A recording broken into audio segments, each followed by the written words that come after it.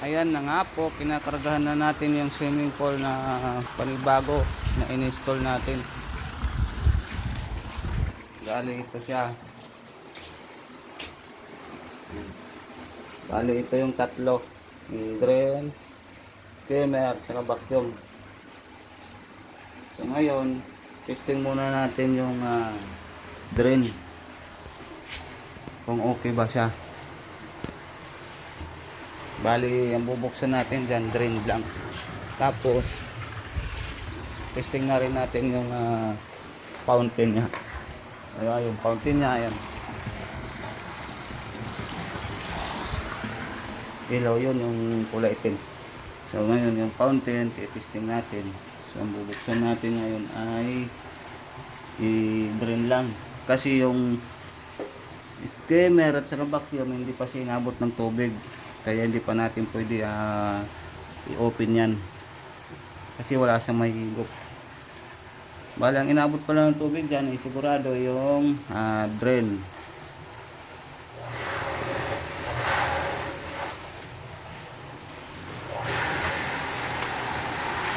So, ayan.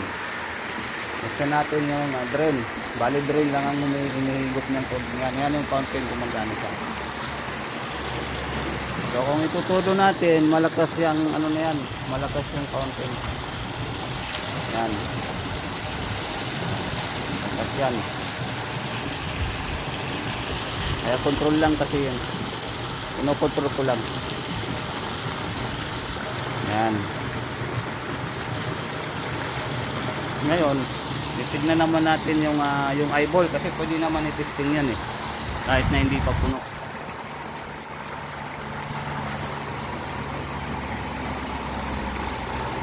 Testing natin yung eyeball. Ayan na.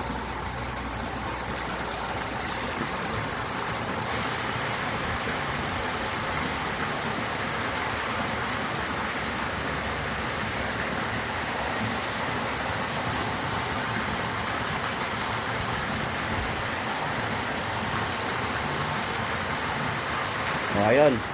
Malakas yung ano. Kasi doon sa ilalim nung ginawa ko, pantay yan. Kaya parehas yung ano yan. Ano sila yung nakikita mo parang ihit. Ngayon kung itutudo ko yan, lalong malakas yan. Ang layo ng ano yan, hanggang doon sa may there. Yan.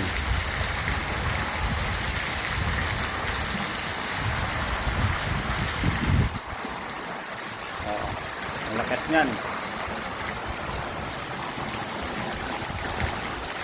Todo ko rin, ano ko rin,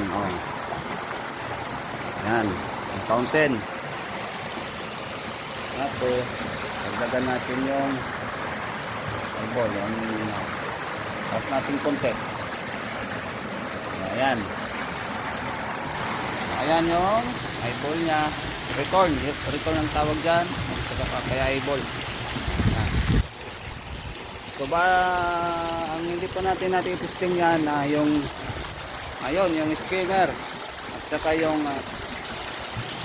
vacuum, ayun, yung kulay puti vacuum, yan.